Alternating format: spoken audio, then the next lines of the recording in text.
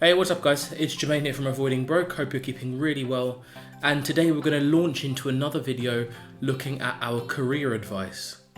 Now, for those who have been logging in previously, you'll have seen career advice is a big component of what we're trying to do on AvoidingBroke. Particularly at this time when a lot of people are struggling with their jobs, maybe trying to find new jobs, being made redundant. We're trying to give you the best benefit of our experience to help you on your quest.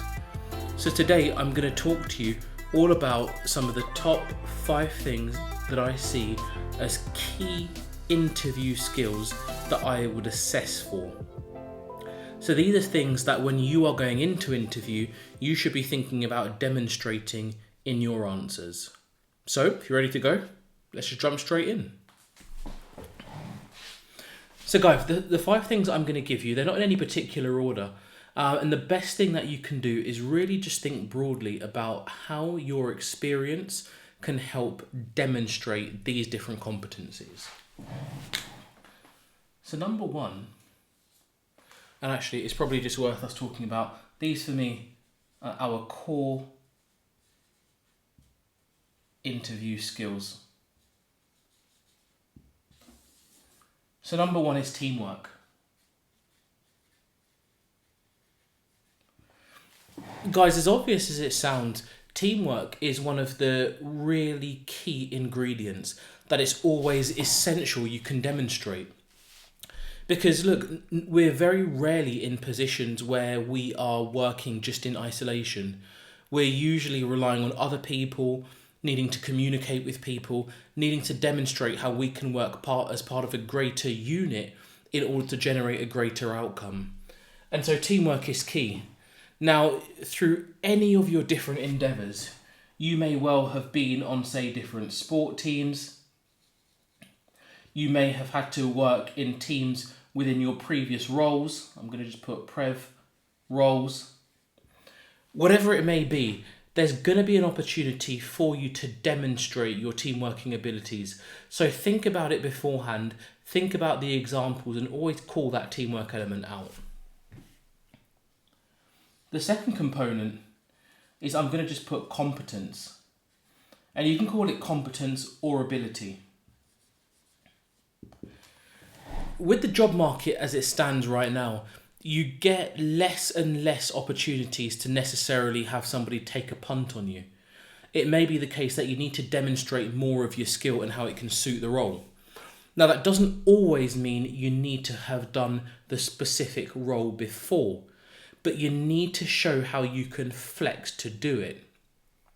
An example that I'd give is, I know that when I was considering becoming a lawyer, I didn't have a magic circle law firm vacation placement, but I did actually work at a law centre for a number of months, and I had a very strong understanding of what the legal process looked like and why I was committed to actually wanting to work in that field.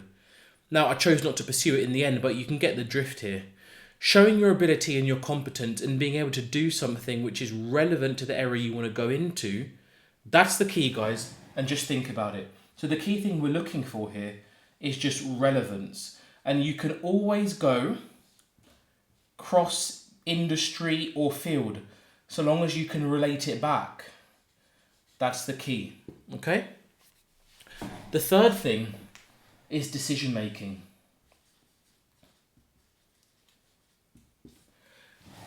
Guys, it almost feels like during this whole COVID period, we've got to a point where there is less and less opportunity to really be sitting on the fence.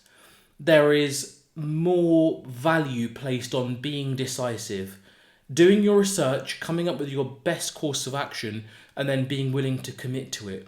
There's an element of real bravery in everything that we're seeing about people who are successful in the job hunt.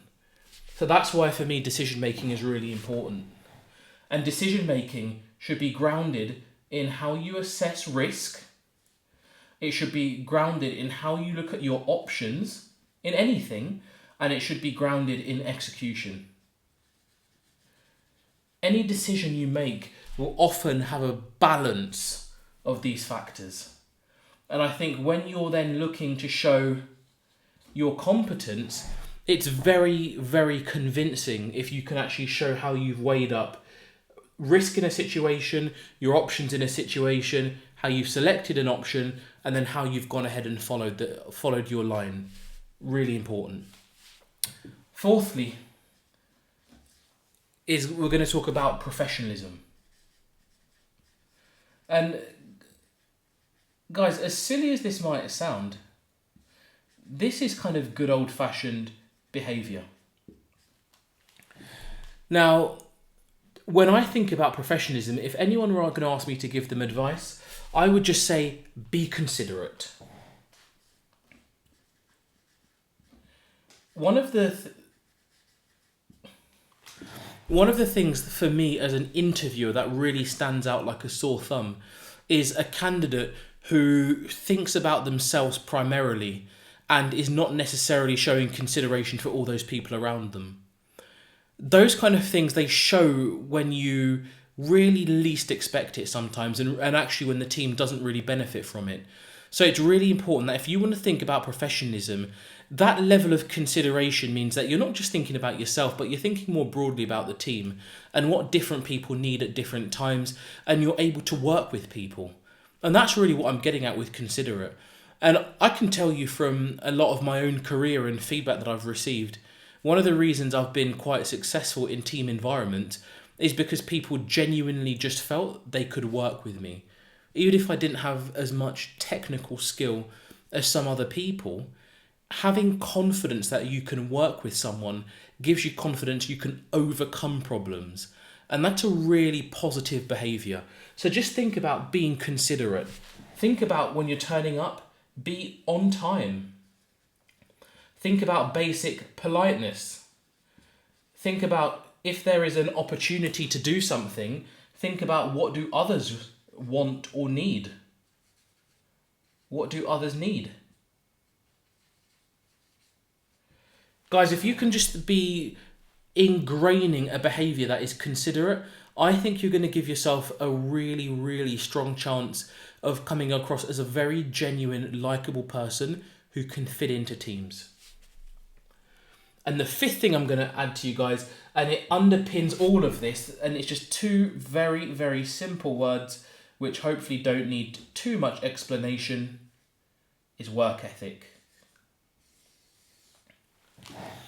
Guys, I'm a big believer in good old-fashioned hard work, and a big believer in good old-fashioned put in your extra time, show your commitment, increase your competence, and give yourself a chance.